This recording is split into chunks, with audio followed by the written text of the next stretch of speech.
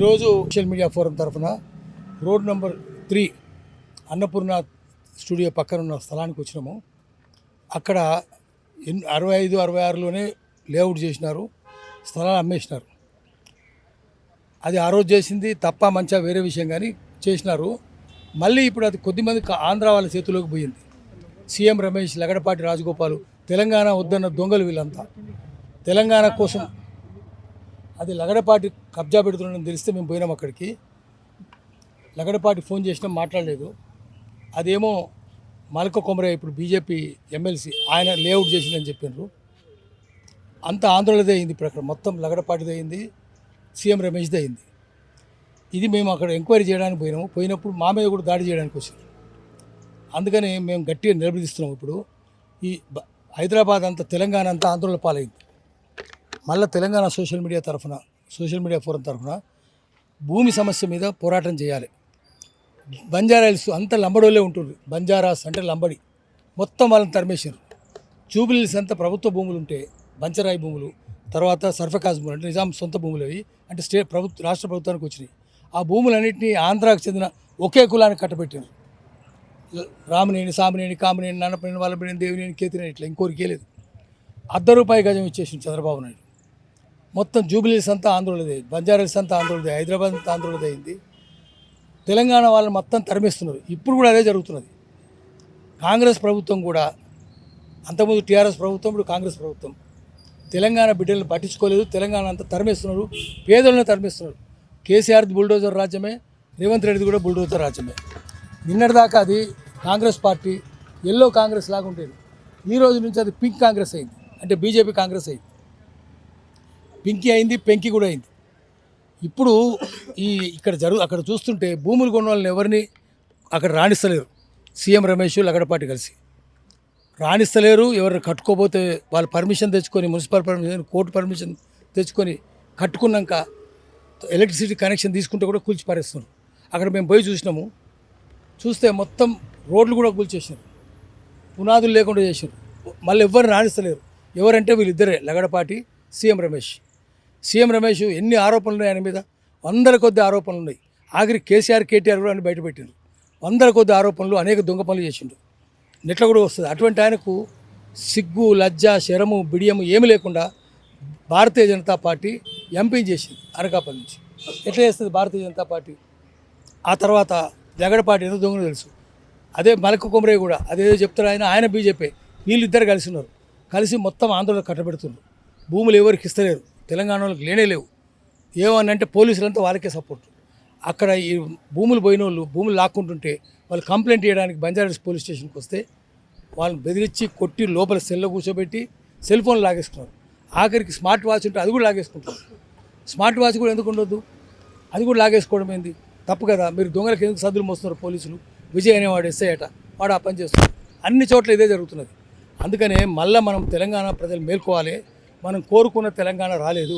ఈ తెలంగాణ దొంగల పాలైంది, ఆంధ్రుల పాలైంది, భూ కబ్జాదారుల పాలైంది. అందుకని మనం మరొక తెలంగాణ ఉద్యమం తీసుకురావాలి. అసలైన తెలంగాణ ఉద్యమం తీసుకురావాలి. జై తెలంగాణ, ఆంధ్రులను తరిమేయాలి. మనం చూస్తున్నాం కదా, ఖమ్మం జిల్లాలో ఏమైందో, వెలుగుమట్ల మొత్తం తుమ్మల నాగేశ్వరరావు కలిసి వాళ్ళ భూములన్నీ కబ్జా చేస్తారు.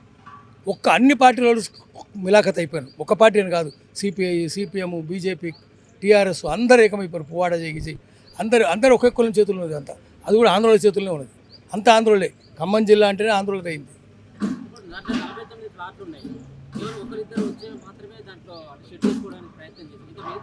మిగతా వాళ్ళు ఎవరు రాణిస్తలేరు. వీళ్ళు ధైర్యంగా వచ్చారు. వస్తే ఈ పరిస్థితి. వాళ్ళు కూడా మీడియా వాళ్ళందరికీ చెప్పి పొద్దున ఇదంతా జరుగుతుంటే మళ్ళీ అందరికి ఫోన్లు చేశారు.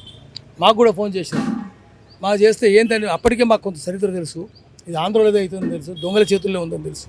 అందుకని మేము వచ్చినాం ఇక్కడికి. అందరం మీడియా వాళ్ళందరం ఇక్కడికి వస్తే చాలా ఘోరాలు జరుగుతున్నాయి అక్కడ. ఎవరిని కట్టుకొనిస్తారు? 66 జరిగితే ఇప్పటిదాకా ఎందుకు కట్టుకొనిస్తలేరు? ఆ పక్కన స్టూడియోలు చూద్దాం. అన్నపూర్ణ స్టూడియో మొత్తం ఆంధ్రలోదే, పద్మనాయుడు స్టూడియో ఆంధ్రలోదే, ఎన్టీఆర్ స్టూడియో ఆంధ్రలోదే, అంతా ఆంధ్రలోదే. సినిమా అంతా వాళ్ళదే, ప్రొడక్షన్ వాళ్ళదే, డిస్ట్రిబ్యూషన్ వాళ్ళదే, ఎగ్జిబిటర్స్ వాళ్ళే. ఆఖరి దిల్ రాజు కూడా వాళ్ళకే సద్దులు మోస్తాడు. మన గద్దర్ అవార్డు చూస్తే అంతా ఆంధ్రలో ఉన్నాడు.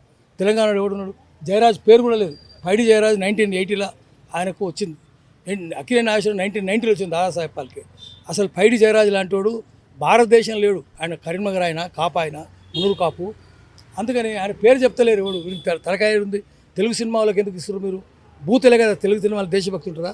అంత బూతులే ఉంటాయి. తెలంగాణను తిరుగుతాడు, నా పేరు యాదగిరి, మా ఊరు భువనగిరి, నా పని దాదాగిరి అంటాడు. రౌడీ ఎవడంటే తెలంగాణలో rowdy. Bhuvanagiri road rowdy, Yadagiri అని పేరు రౌడీ.